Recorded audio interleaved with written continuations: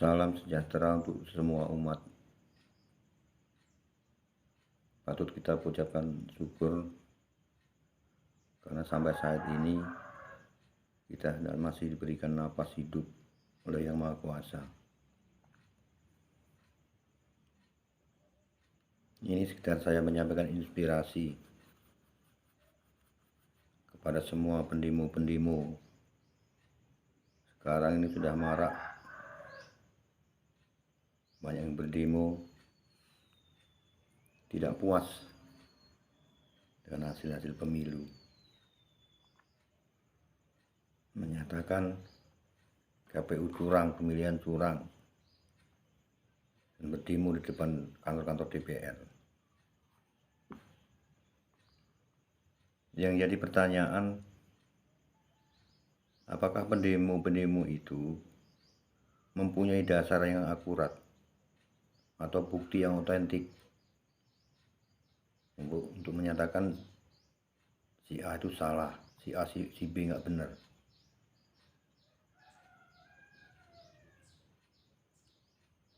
Dalam hal ini bukan berarti saya ini mendukung sepihak. Walaupun secara jujur, saya sendiri juga memilih Prabowo dan Gibran.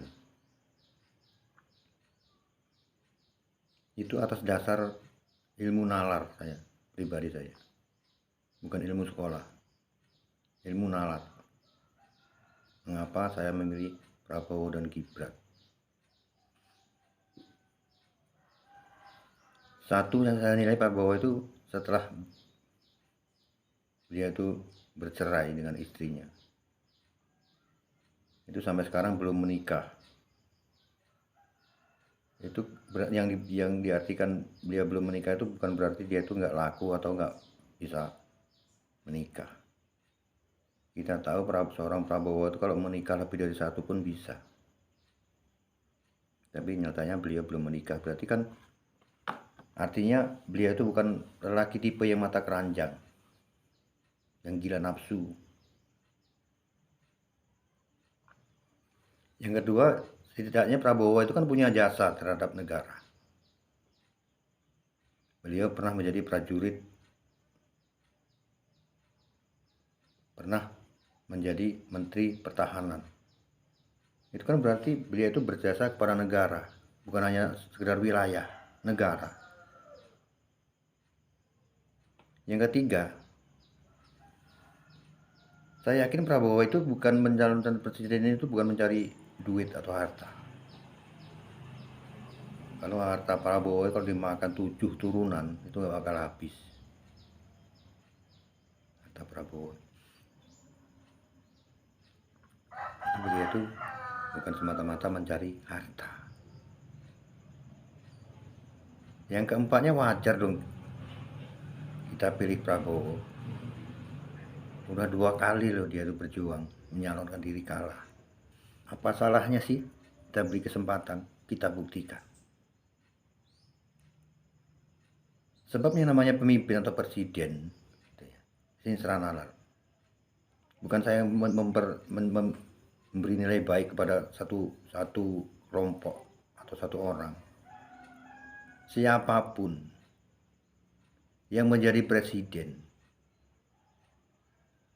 walaupun Prabowo, Anies, atau Ganjar, itu kalau tidak didasari dengan akhlak mulia, mustahil akan tercipta damai sejahtera.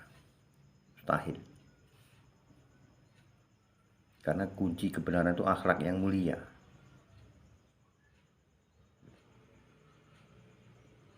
Tanpa didasari itu, mustahil akan tercipta suatu kedamaian.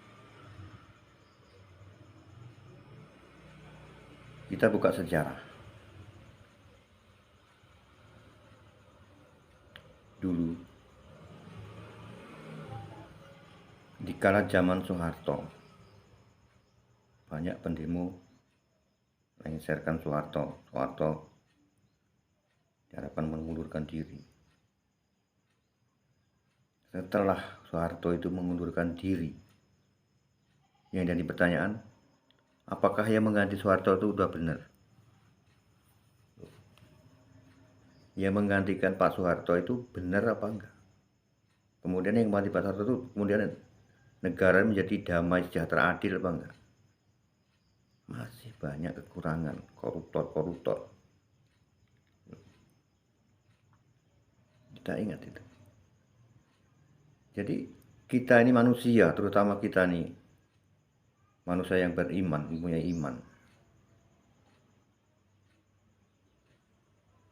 Kita itu jangan menilai orang itu dari kekurangannya aja, dari keburukannya, dari kejelekannya. Karena tidak satu manusia pun yang tidak punya kekurangan dan kesalahan. Tapi kalau menilai manusia dari kekurangannya dan kebaikannya tidak kelihatan lagi, itu bukan sifat orang beriman. Bukan beriman. Dari keburukannya aja yang kita ingat. Sekarang kita kembali ingat ya, kita coba toleran kembali. Ada enggak sisi baik dari Pak Soeharto? Kalau menurut saya, Pak Soeharto itu orang benar.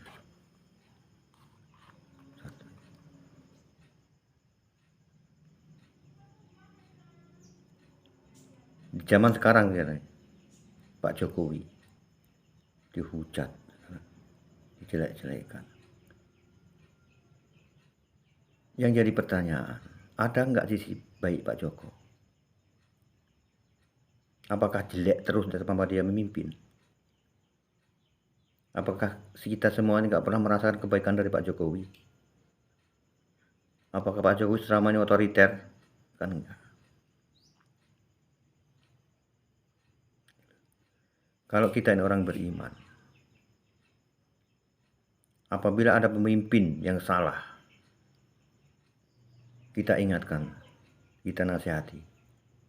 Kalau kita nggak mampu mengingatkan dan menasihati, kita doakan. Tuh, orang beriman. Kalau kita melakukan demo, ya kalau yang kita demo itu punya dasar yang akurat, bukti yang otentik, yang kebenaran yang nyata.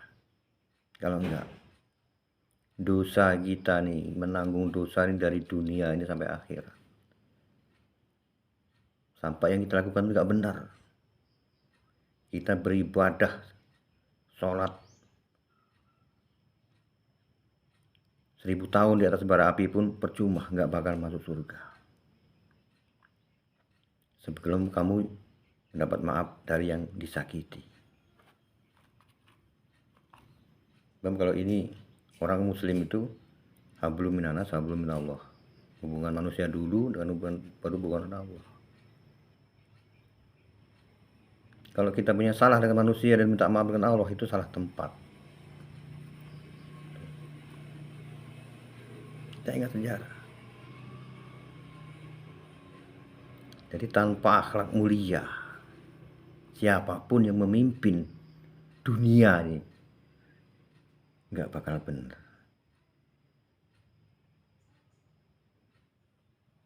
Kita belajar dari sejarah.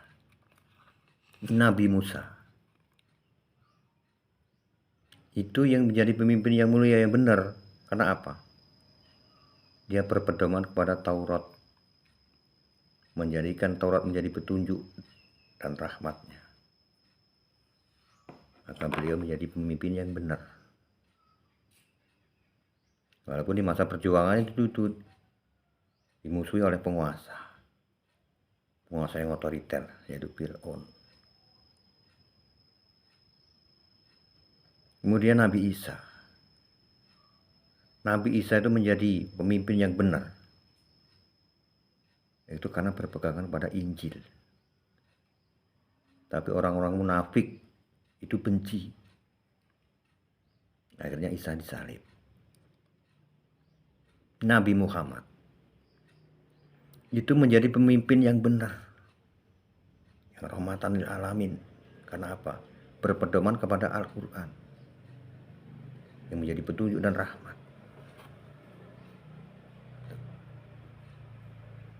Jadi kalau manusia itu nggak berpegangan pada akhlak, siapapun yang menjadi presiden nggak bakal benar. Jadi apa yang kalian demonkan? Ya kalau tindakan kamu orang itu benar, kalau salah, dosamu kamu tanggung dari dunia ini sampai akhirat. Itu yang sakit. Kalau manusia itu gak punya materi nalar, ilmu nalar, dengan hanya mengandalkan ilmu sekolah, terprovokasi. Yang disesalkan yang demo-demo itu masih ada yang menjalankan ibadah puasa. Percuma kalian lapar dari pagi sampai sore. Kalau yang ditakutkan yang kamu lakukan itu salah. Kalau benar kan jadi masalah kalau benar. Jadi koreksi dulu.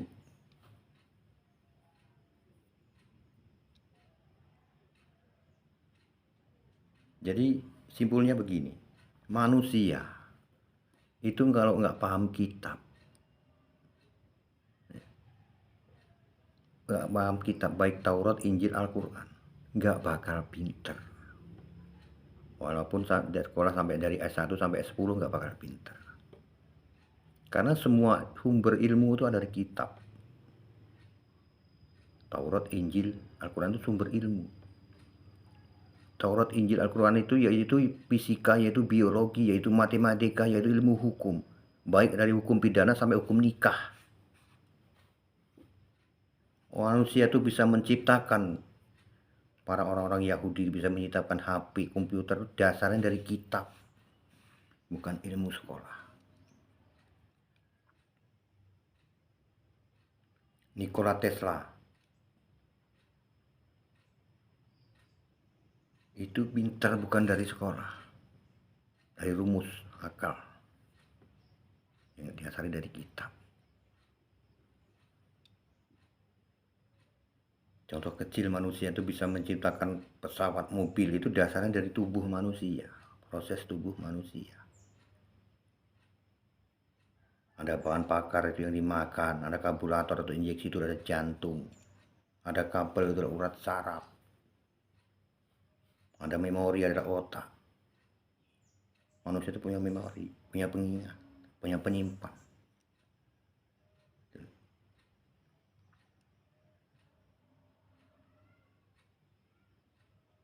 Jadi tidak, saya kira itu pekerjaan yang sia-sia mengadakan demo-demo atas dasar nggak kepuasan.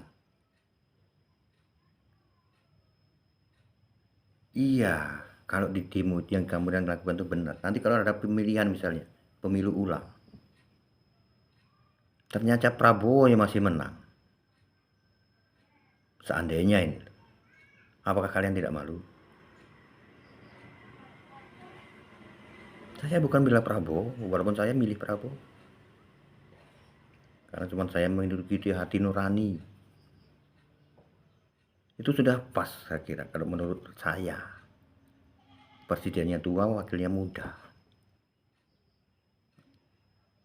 Jadi ada poros yang di depan, ada poros pendorong. Itu sudah pas. Dikasih kesempatan pada yang muda. Karena begini, kalau kita memang cinta NKRI, beneri akhlak kita. Jadilah kita orang yang mulia. Karena yang akan menggantikan mereka-mereka itu, para pejabat-pejabat itu ya kalian. Bukannya petani, bukannya pedagang, bukan nelayan, kalian. Kalau kamu orang cinta NKRI, beneri akhlak kita ini sekarang dari sekarang. Pahami petunjuk, pahami kitab. Kalau melakukan kebaikan, membenci atau menyakiti orang itu dikatakan jihad, itu bodoh. Bodoh, kerjaan bodoh. Bukan tuntunan nabi-nabi kita, bukan. Itu bro.